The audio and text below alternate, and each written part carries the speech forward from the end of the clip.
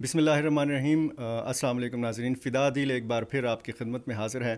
آج ایک نامی گرامی صحافی ہمارے مہمان ہیں، کسی تعارف کے محتاج نہیں ہیں، جناب سلیم صافی صاحب۔ جی سلیم، ایک تو یہ بتائیے کہ ہم ایک دوسرے کو کافی عرصے سے جانتے ہیں، کیسا لگتا ہے، کب آپ نے ارادہ کیا تھا کہ آپ نے ایک بڑا صحافی، بڑا اینکر بننا ہے؟ نہیں، بدادل صاحب بہت شکریہ۔ پہلی بات تو یہ کہ میں اب بھی بڑا صحافی نہیں ہوں، اور مزدور ہو جس طرح آپ صحافی ہیں اسی طرح میں بھی ایک ادنا سا صحافی ہوں، اور اللہ تعالیٰ کی تقسیم ہوتی ہے، کسی کا رزق ایک جگہ لکھا ہوتا ہے، کسی کا دوسری جگہ لکھا ہوتا ہے، اور آپ جیسے بھائیوں سے بہتر کون جانتا ہے کہ میں نے کبھی فیصلہ نہیں کیا تھا۔ جو کچھ ہے وہ اللہ کا کرم اور ماں کی دعا ہوگی۔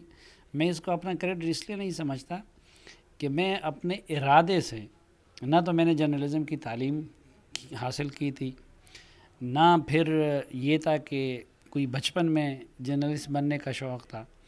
جب چھوٹے تھے تو اس وقت وہ جب چھوٹے بچے جس طرح خواب دیکھتے تو مجھے پائلٹ بننے کا شوق تھا۔ بعد میں جب کچھ مسئلے مسائل اور اسٹوڈنٹ لائف میں سیاست میں آ گئے، 8ویں جماعت میں اسلامی جمعیت طلبہ میں آ گیا تھا، تو ذہن پہ سیاست کا غلبہ آ گیا۔ پھر بعد میں بھی کچھ مسائل تھے، اس لیے مجھے ایجوکیشن بھی، مثلا مجھے ریگولر یونیورسٹی کی ایجوکیشن بھی حاصل نہیں کر سکا۔ تو اس وقت ارادہ یہ تھا کہ میں بزنس کروں گا تاکہ مجھے آزادی ہو اپنے خیالات کے اظہار کا اور سیاست کرنے کا۔ تو مردان میں ایک بزنس میں بھی مار کھائی، دوسرے میں بھی مار کھائی، ادھر ناکام ہو گیا، اور کچھ تو وہ اسٹوڈنٹ پالیٹکس کی وجہ سے صحافت سے بھی شغف تھا، تو اتفاقاً وہ میں پھر جرنلسٹ بن گیا، اور جس طرح کاروبار کا دھندا میرا نہیں چل سکا، وہ اللہ کو منظور تھا، یہ چیز چل گئی۔ پھر NNI نے مجھے خود آفر کی کہ میں آ جاؤں پشاور میں، اس کا بیورو چیف بن جاؤں، تو وہ بھی میرا ارادہ نہیں تھا، میرے ہم و گمان میں بھی نہیں تھا کہ یہ لوگ مجھے خود آفر کریں گے اور مجھے صوبے کا بیورو چیف بنائیں گے۔ پھر ادھر آ کے کالم بھی، اب شاید سارا وقت اس پہ لگ جائے گا، تو پہلے تو میں صرف رپورٹنگ کرتا تھا پشاور میں، پھر کالم بھی اتفاقاً اور حادثاتاً میں نے شروع کیا، اور وہ بھی چل پڑا۔ پہلے ایک کالم لکھ کے سب اخباروں کو بھیج دیا، وہ اللہ بخش یوسفی صاحب نے چاپ دیا آج میں، اور پاکستان میں شامی صاحب نے چاپ دیا، اور دونوں نے مجھے کہا کہ آپ تو لکھ سکتے ہیں، اچھا تو آپ ریگولر لکھا کریں۔ اور اسی طرح جو ٹی وی پروگرام بھی تھا، اللہ ان کو بھی زندہ اور خوش رکھے۔ یہ 9/11 کے بعد جو سچویشن بنی، تو جہانزیب خان صاحب ایک پروڈیوسر تھے، وہ پشاور ٹی وی سے وہ پروگرام شروع کر رہے تھے، تو انہوں نے مجھے کہا کہ اس طرح ہم ایک پروگرام شروع کر رہے ہیں اور آپ یہ کر سکتے ہیں۔ تو میں نے ان سے کہا کہ میں تو اس سے پہلے کسی ٹی وی پروگرام میں بطور پارٹیسپینٹ بھی نہیں گیا تھا، نہ کوئی کیمرے کا تجربہ، نہ کوئی ٹریننگ لی تھی، نہ، اور انہوں نے کہا نہیں تم کر سکتے ہو۔ اور جب آپ کا پہلا پروگرام تھا تو میں اور آپ اکٹھے گئے تھے، اور خاصی کنفیوز تھے آپ اس ہاں، پہلے پروگرام اس میں۔ میں آپ نے دیکھا، اور آپ نے دیکھا ہو کہ پہلے میں یہ سوچ رہا تھا، اویس غنی صاحب تھے، مجھے اب بھی یاد ہے، اس وقت وہ صوبائی وزیر تھے اور یہاں چیمبر کے صدر تھے، اور جب پہلا انہوں نے ٹیک لیا 2-3 منٹ اس کا، تو میں تو پروگرام آگے سے اس نے کہا گڈ، بالکل آپ ٹھیک جا رہے ہیں، اور دوبارہ پورا پروگرام شروع کر دیا۔ تو یہ سب اس لیے، تو آپ نے کہا نا کہ کب میں نے فیصلہ کیا، تو یہ جو کچھ بھی ہے اس میں کوئی بھی چیز ایسی نہیں ہے، مواقع اللہ کی طرف سے آتے رہے، اور میں کوشش کرتا رہا کہ پھر جو ذمہ داری ملے اس کو ایمانداری سے کروں، محنت سے کروں، تو کچھ اللہ نے برکت ڈالی، کچھ آپ جیسے دوستوں کی محبت تھی، ان کا ساتھ تھا، اور ماں کی دعا تھی، تو بس ابھی تک یہ چل رہا ہے۔ اور تب سے لے کر اب تک کبھی یہ سوچا کہ کسی سیاسی جماعت کو جوائن کیا جائے، یا کوئی عہدہ آپ کو آفر کیا گیا ہو؟ نہیں، اسٹوڈنٹ لائف میں تو تھا، ظاہری بات ہے کہ اس وقت تو سیاست ہی ذہن پہ سوار تھا، لیکن صحافت میں آنے کے بعد پھر جس طریقے سے معاملات کو دیکھنے کا موقع ملا، تو اس دوران پھر کوئی خواہش نہیں رہی کہ کسی سیاسی جماعت کو جوائن کروں۔ آفر تو سیاسی جماعتوں کی طرف سے بھی ہوئی، اور یہ جو نگران حکومتوں کا، مثلاً جو 2008 کے الیکشن سے پہلے نگران حکومت بن رہی تھی، تو اس وقت بھی ہوئی تھی، بعد میں بھی لوگوں نے کچھ اشارے وغیرہ کی، لیکن میرا اس میں یہ اصول ہے کہ ایک صحافی کو صحافی ہی رہنا چاہیے، اس کو یہ سرکاری عہدے لینے سے گریز کرنا چاہیے، اور یا سیاسی جماعتوں میں بھی ان کو نہیں جانا چاہیے۔ اگر کوئی جائیں تو پھر اس فیلڈ کو ہمیشہ کے لیے الوداع کہہ دیں، دو کشتیوں پہ سواری نہیں ہو سکتی۔ ایک اچھا اینکر بننے کے لیے اچھا صحافی ہونا ضروری ہے۔ جی بالکل، میں سمجھتا ہوں کیونکہ اینکر کا بنیادی کام ہے سوال کرنا، اور جتنا آپ کا زیادہ علمی بیک گراؤنڈ اور تجربے کا بیک گراؤنڈ مضبوط ہوگا اتنا ہی آپ اچھا سوال کر سکیں گے. اور اس لیے آپ نے دیکھا ہوگا کہ ٹھیک ہے چیخنا چلانا، لوگوں کو لڑوانا، اس میں کچھ ڈائریکٹ آنے والے اینکر بھی وہ ہوں گے، لیکن جن میں جرنلسٹک ڈیپتھ ہوتی ہے وہ زیادہ تر ان اینکر کے ہاں دیکھا جاتا ہے جو پرنٹ میڈیا سے آتے ہیں. اور دوسرا کہ ایک اچھے صحافی کے لیے یہ ریکوائرمنٹ ہے کہ وہ بائسڈ نہ ہوں، وہ سٹینڈ لیں، فریق بنیں، لیکن سیاسی جماعتوں میں یا معاملے کے دو فریقوں میں نہیں، بلکہ ایشو کی بنیاد پہ جو چیز اس کی ضمیر اور میرٹ اور آئین اور کانسٹیٹیوشن کے مطابق ہو وہ سکتا ہے. آج مجھے کوئی ایک ایشو عوامی نیشنل پارٹی کا ان اصولوں پہ پورے، تو مجھے عوامی نیشنل پارٹی کو اس کو سپورٹ کرنا چاہیے. دوسری چیز مجھے پی ٹی آئی کی صحیح لگے گی تو آپ اس کو، تو یہ ایک جرنلسٹ کی کوالٹی ہے. تو ظاہری بات ہے کہ جب تک آپ صحیح جرنلسٹ نہیں ہوں گے تو آپ میں یہ کوالٹیز نہیں ہوں گی، اور اگر آپ میں یہ کوالٹیز نہیں ہے تو پھر آپ اچھا اینکر نہیں بن سکتے. پشتون قوم کی ایک مؤثر آواز آپ کو سمجھا جاتا ہے. کبھی کیریئر کے دوران کسی بھی موڑ پر آپ کو کوئی مشکل پیش آئی بحیثیت پختون ہونے کے؟ نہیں، دیکھیں مشکلات تو آپ کو جس بھی فیلڈ میں آپ ہوں، تو ایک تو یہ کہ یہ کمپٹیشن کا دور ہے. پھر پاکستان میں بدقسمتی یہ ہے کہ یہاں چونکہ قانون کی بالادستی نہیں ہے، میرٹ نہیں ہے، تو جب یہ چیزیں نہ ہوں تو پھر اس سوسائٹی میں کنسپریسیز بھی بہت زیادہ ہوتی ہے، لک پولنگ بھی بہت زیادہ ہوتی ہے. اور وہ سوسائٹی جب ڈسپیوٹ کو سیٹل کرنے کے لیے یارڈ سٹیک نہ ہو قانون کی صورت میں اور میرٹ کی صورت میں، تو پھر اس صورت میں تعصبات بھی زیادہ جنم لیتے ہیں. تو کسی جگہ آپ علاقے کی بنیاد پہ تعصب کے شکار ہو جاتے ہیں، کسی جگہ آپ کو زبان کی بنیاد پہ بنا دیا جاتا ہے، کسی وقت آپ کو اپنے نظریاتی پس منظر کی وجہ سے کر لیا جاتا ہے، کسی جگہ پہ آپ کو اپنے ڈریس اور لباس اور وضع قطع کی وجہ سے کیا جاتا ہے. اور پاکستانی سوسائٹی تو بدقسمتی سے تحت در تحت وہ تقسیموں کا شکار ہیں. تو ہوتا رہا، مختلف رکاوٹیں آتی رہیں، لیکن اس میں بھی کوئی شک نہیں ہے کہ مجھے جہاں تک مثلا اگر لیگ پولنگ کی بات ہے تو وہ میرے معاملے میں پختونوں نے بھی کی ہوگی اور نان پختونوں نے بھی کی ہے، لیکن اس کے ساتھ ساتھ سپورٹ کی اگر بات ہے تو میرے خیال میں میرے پنجابی دوستوں نے بھی، ان میں بھی جو اچھے لوگ ہیں انہوں نے بھی مجھے سپورٹ کیا ہوگا، مجھے اس رستہ دکھایا ہے، ان سے سیکھا ہے، اور وہ سندھی اور بلوچ اور اردو بولنے والوں نے بھی کیا ہوگا. اچھا، آپ نے لباس اور وضع قطع کی بات کی. آپ کو ایک خوش لباس اینکر سمجھا جاتا ہے. ہر شو میں ایک نیا کوٹ آپ نے پہنا ہوتا ہے. کتنے کوٹ ہیں آپ کے آپ پاس؟ سے زیادہ خوش لباس ہوں میں؟ نہیں، میں تو آج کل ہوا ہوں. نہیں، آپ شروع دن سے ہیں، یہ کچھ نہ کچھ چیزیں آپ لوگوں سے سیکھی ہے، باقی تو میں ظاہری بات ہے کہ سیدھا سادہ. اچھا، ہیئر سٹائل بھی آپ کا بدلتا رہتا ہے؟ ہیئر سٹائل بھی آپ کا بدلتا رہتا ہے؟ لوگ کہتے ہیں تبدیلی اچھی چیز ہوتی ہے نا. تو یہ تبدیلی جو آج کل ہے یہ راس آئی ہے قوم کو؟ وہ کون سی تبدیلی کی بات کر، جو لائی گئی ہے یا کہ جو آئی ہے؟ اچھا، میں نے دیکھا کہ آپ کا جب NNI کا آفس ہوتا تھا تو مختلف سیاسی شخصیات کے ساتھ آپ کی تصاویر ہوتی تھیں. بڑا شوق تھا آپ کو مختلف بڑی شخصیات کے ساتھ تصاویر کا. جب آج لوگ آپ کے ساتھ سیلفی بناتے ہیں، تصاویر بناتے ہیں، تو کیسا لگتا ہے؟ بس بعض اوقات تو یعنی بہت انسان پس بھی جاتا ہے. جس طرح اس نے کہا کہ آپ تھکے بھی ہیں بہت بری حالت میں بھی، یا کسی جگہ آپ جیسا دوست انتظار کر رہے یا کوئی بزرگ کر رہے اور آپ نے ادھر لوگوں نے پسایا ہوتا ہے. لیکن میں اس پہ بس اللہ کا شکر ہی ادا کرتا ہوں، کیونکہ ظاہری بات ہے کہ ہم کہاں یعنی اس عزت کے یا اس کے مستحق تھے، اور کبھی سوچا بھی نہیں تھا کہ لوگ اتنی محبت سے نوازیں گے.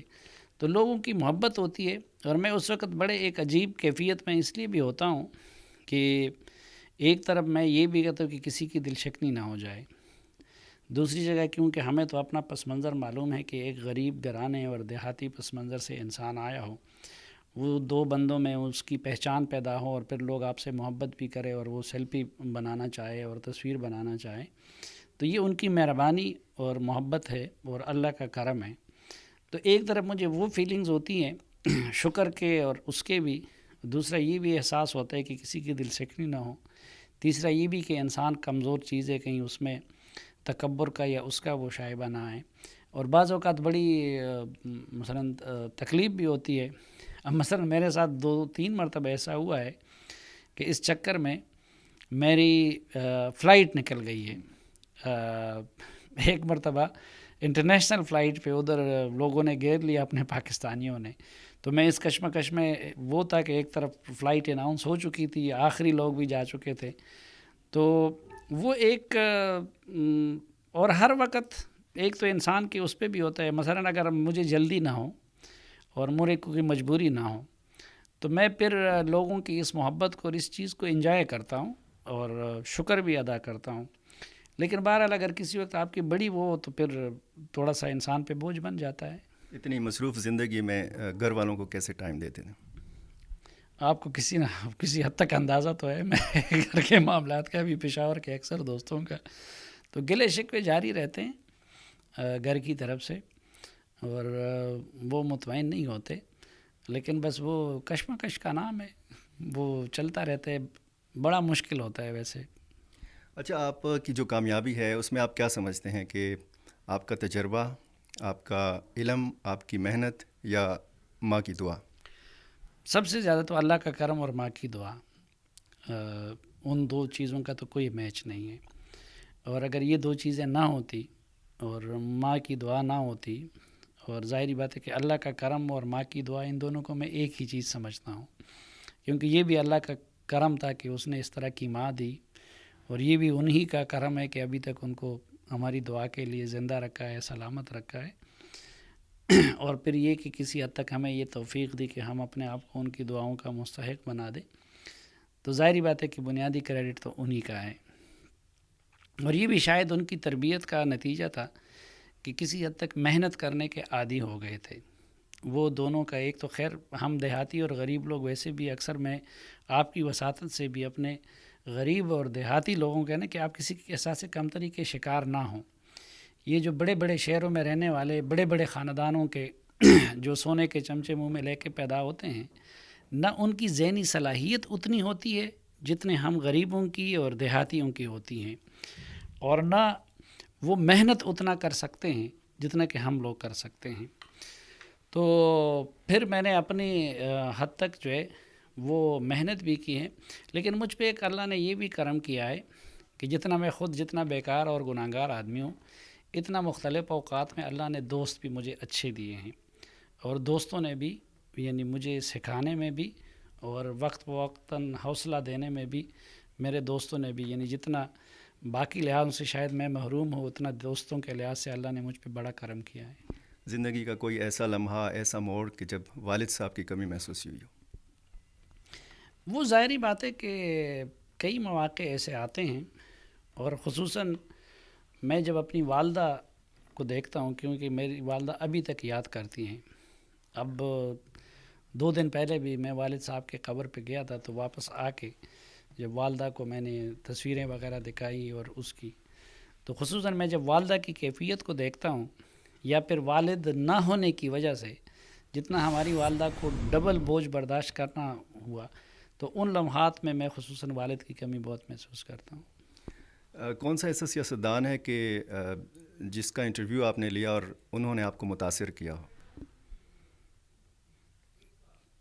کوئی ایسا نہیں ہوگا کہ مثلاً ہر لیڈر میں اپنی اپنی خوبیاں ہیں اور خامیاں ہیں. اور میں تو یہ کہتا ہوں کہ جو بندہ اگر 3 بندوں کو بھی اپنا فالوور بنا سکتا ہے، یا ان کو اگر ملے ہوں اور وہ ان کو مینٹین رکھ سکتا ہے، اپنے ساتھ چلا سکتا ہے، تو اس کا مطلب ہے کہ اس بندے میں کوئی صلاحیت ہوگی، تبھی وہ لوگوں کو اپنا فالوور بناتا ہے. تو باقی ہر مختلف سیاسی لیڈروں میں مختلف خوبیاں اور خامیاں ہیں. کسی کو اللہ نے ایک ملکہ زیادہ ہوتا ہے، کسی کو دوسرا ہوتا ہے.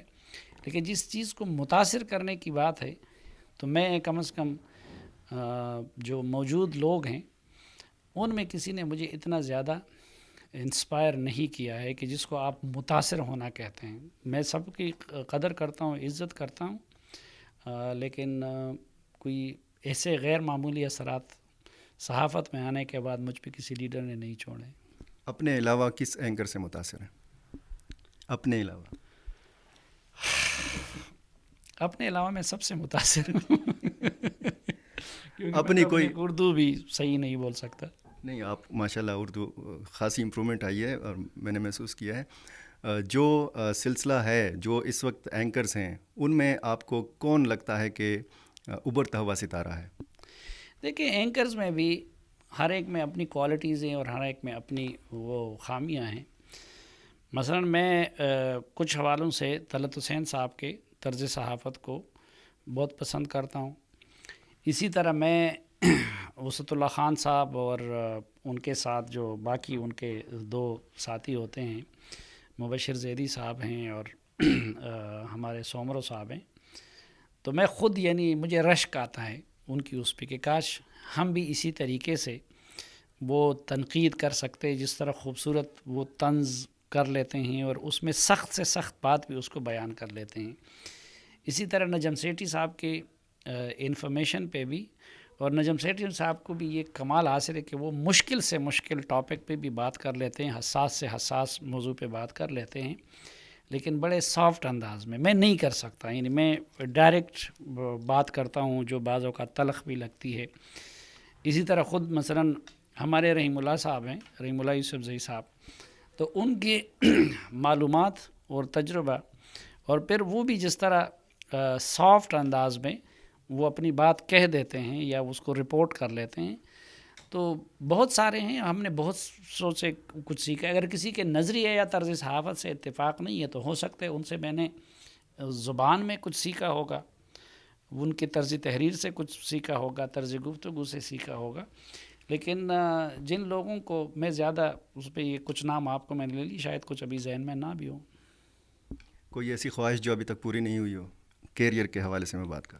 ہزاروں خواہش ہے اسی کہ ہر خواہش پہ دم نکلیں، تو خواہشیں تو بہت ساری ہوتی ہیں، لیکن میں یہ کوشش کرتا ہوں کہ اللہ سے قناعت کی دعا مانگتا ہوں، کیونکہ یہ اگر قناعت نہ ہو تو میں نے تو اپنی صحافتی زندگی میں بڑے امیر لوگوں کو دیکھا، اور میں نے دیکھا کہ ان کی زندگی کتنی پریشانیوں سے بھری ہوتی ہے، بڑے بڑے انٹرنیشنل سیلیبریٹیز کو، اور ان کو بھی میں نے دیکھا، تو مجھے ان کی بے چینی اور محرومیوں کا علم ہے۔ تو اس لیے میں یہ سمجھتا ہوں کہ لمٹ کوئی نہیں ہے، اور جو چیز جتنی زیادہ بڑھتی ہے اس کی ہوس اتنی ہی زیادہ بڑھتی جاتی ہے۔